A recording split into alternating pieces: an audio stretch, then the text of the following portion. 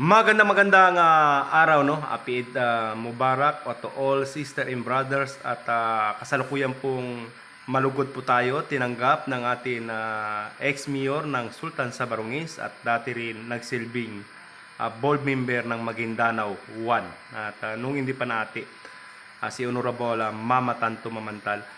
May mga katanungan po kami kasama ni Bagwis Europa, publisher o presidente ng JAM at saka TV9 si Ma'am Sinaida. Kung sakaling kayo po ay pagpapala rin na ex-mayor o board member at dito sa incoming board member, ano po ang inyong mga suggestion, lalong-lalo na ang inyong nakaraan ay marami po kayong mga batas na sinalang at marami rin kayo nagawa nung kayo ay mayor ng Sultan sa Barangis, lalawigan ng Maguindanao del Sur, mayor. A'udzubillahi minasyaitonirrajim. Bismillahirrahmanirrahim. Assalamualaikum warahmatullahi ta'ala wabarakatuhu. Unang-una, magandang umaga sa ating lahat, sa inyong mga tagapakinig sa buong South Central Mindanao. Happy Eid Peter sa atin lahat, lalong-lalo na dito sa lalawigan ng Maguindanao del Sur. Tayo po, kasama ang aking buong pamilya, ay bumabati ng Eid Peter sa ating mga kababayan sa buong lalawigan ng Maguindanao del Sur. Unang-una, kasamang Doc at kasamang Lito Bagwis, kasamang Sinaida, ay nagagalak tayo at natapos, nalampasan natin ang isang buong buwan ng Ramadan na walang masamang nangyari o ano paman na hindi nangyari untoward incidents sa ating pangangatawan, sa ating pamilya, pangkalahatan sa buong pamilya ng Mamantal dito sa Barangay Padong, Municipality of Sultan sa Barangis. Ang katanungan mo, Doc, ay kung ano ba ang gusto natin o mangyaring may ambag natin, tulong natin if ever na given a chance na makapaglingkod tayo muli sa lalawigan ng Maguindanao del Sur. Kasamang, Doc, siguro sa experience natin noong 2016-2019, na term natin sa Sangguniang Panlalawigan ng buong Maguindanao pa noon as Maguindanao 1, itong del Sur, ayan yung 2nd district, at yung District 1, ayan yung del Norte, ayan yung District 1 noon, ay may mga batas tayong nagawa. May mga batas tayong naisumiti sa Sangguniang Panlalawigan na sa palagay natin ay makakatulong sa ating mga mamamayan. Gusto nating tingnan ulit kung ano nang nangyari doon. Kung ano naman ay baka makaisip at makagawa tayo ng bago na may tulong natin sa ating mga kababayan sa probinsya ng Maguindanao del Sur na magkatrabaho yung mga kababayan natin sa mga munisipalidad, lalo-lalo na dito sa ating bayan sa Sultan sa Barangis. Alam mo, kasamang Doc, may potential akong nakikita dito na nasimulan na nila ay itong dito sa SSB ay merong mangilan-ngilan na nagtatanim ng mga tobacco na dapat ay mapalawak natin. May ano natin sa probinsya na sila ay tulungan nila yung mga farmers natin na nagtatrabaho na tumatanim ng tabako para ang tobacco ay magmumula o magpropagate dito sa ating bayan sa Sultan sa Barangis. Kagandahan pa nun, board, ay magkaroon ng trabaho yung ating mga kababayan dito. Yun na nga, Doc. Ang nakikita natin dyan, halimbawa, kung may ano natin kay Governor na tulungan natin sila, especially sa TWG, Technical Working Group ng probinsya, ay magbaba sila para turuan at tulungan yung mga kababayan natin sa SSB na makapagtanim ng maayos upang ang kanilang pananim ay kikita at kumita sila. Kasi alam natin ang tabako ay maganda at magandang produkto, maganda yung halaga sa market, nabibili yan ng mahal. So maganda yan, maumpisahan natin dito sa SSB, Doc. Pangalawang tanong ko po, Mayor, ay yung incoming board member. Itong dating nakikita namin nung kayo po ay nakaupo ng bilang alkalde ng Sultan sa Barangis na marami pong sumurrender at nagtiwala, lalong-lalo na itong makakaliwang grupo, Bangsamoro Islamic Freedom Fighter. Kung sakali po ay pinili kayo ng taong bayan, ay anda ka pa rin ba at sagipin at tuloy-tuloy ang inyong mga katangian na lalong-lalong ating mga kababayan ay matulungan niyo po? Oo naman, Doc. Walang walang boundary yan eh. Lalong-lalo na kung palarin tayo na maupo muli sa Sangguniang Panlalawigan, yung mga grupo, yung mga dating kaibigan natin, kakilala natin na nasa loob pa, ay nandyan pa rin, meron pa rin mangilan-ngilan na pwede natin makontak para sila ay kausapin upang magbalik loob sa ating pamahalaan. Yes, Doc, nung term natin ay nakapagpasurrender tayo ng mahigit 4 na po. Nandyan sila katauhan ni Bapa Gani Saligan. Tayo ang nagpa-ano sa kanya at si Bapa Ustad Alimudin na ngayon ay masaya at namumuhay na ng maayos sa kanilang pamilya dito sa SSB at saka sa Radya Buayan si Bapa Alimudin. Yan yung inano natin noon kay General Carion noon na dinala natin sa Saripagwak upang magbalik loob sa pamahalaan. Siguro, Doc, kung given a chance ay pwede natin balikan yung mga dating kakilala natin para hikayatin muli na sila ay finally ay magbalik loob na sila sa ating pamahalaan. Okay, Mayor, kasamang Bagwis, may katanungan po at Karagdagan doon sa mga panim, katulad ng kalamansi o kaya itong kape, may mga area ba tayo na potential na incoming Oo naman, maganda yung tanong mo kasamang Bagwis. Ay nakita natin ang bayan ng Ampatuan ay merong isang barangay doon na nag-celebrate o nag-festival ng Kalamansun Festival doon sa bayan ng Ampatuan sa barangay Kamasi.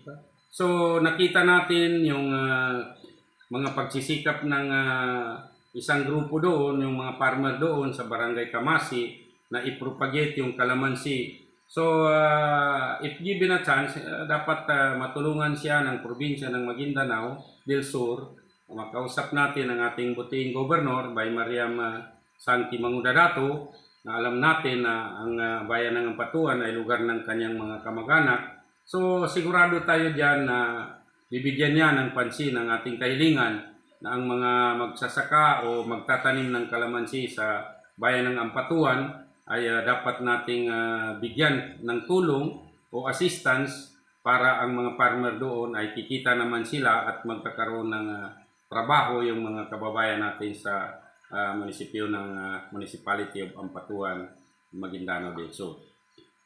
Karagdagan, panghuli kong tanong.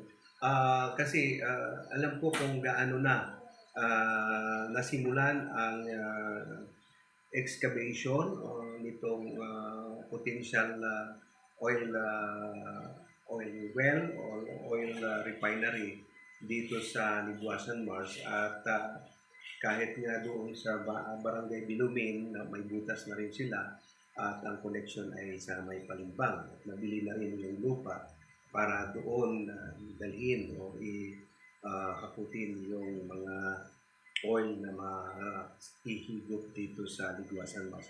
Ano ang sa palagay ninyo na pwedeng maisabatas para maging potential number one siguro sa ekonomiya, na maging ang ating Malacanang ay titingin at mabigyan ng pansin na ganito na kayaman ang Maguindanao del Sur, of course, under siyempre sa ating bayan ng bansang Pilipinas. Medyo may kalawakan yung katanungan natin na kasamang Bagwis. Pero siguro, if given a chance, na dapat siguro yan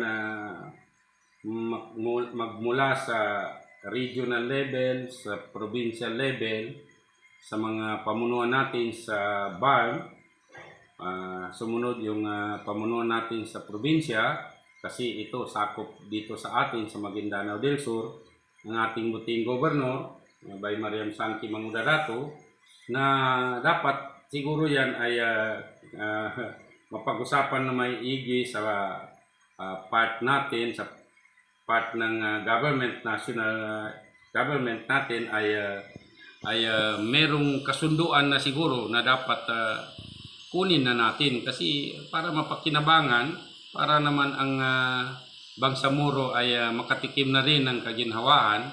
Kung makukuha yan ay napakalaking tulong yan sa atin para ang ating mga kababayan ay maangat o may angat ang kanilang kabuhayan.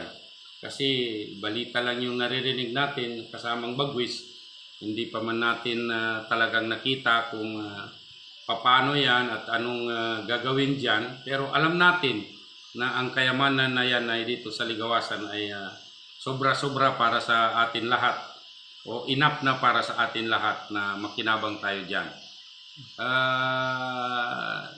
Tingnan natin, baka by this coming year ay nangyari na yung makuha na natin ang kayamanan natin sa ilalim ng lupa sa Ligawasan.